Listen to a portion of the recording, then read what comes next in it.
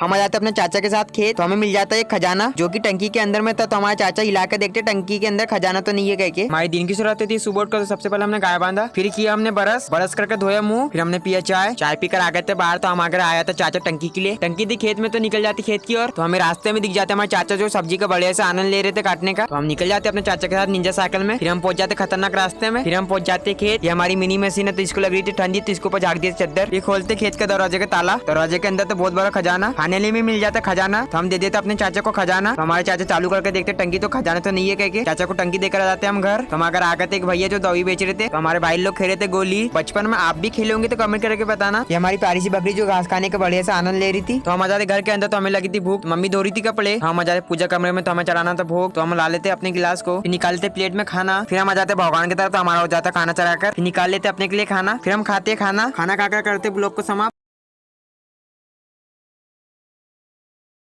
खाना खाकर करते ब्लॉग को समाप्त।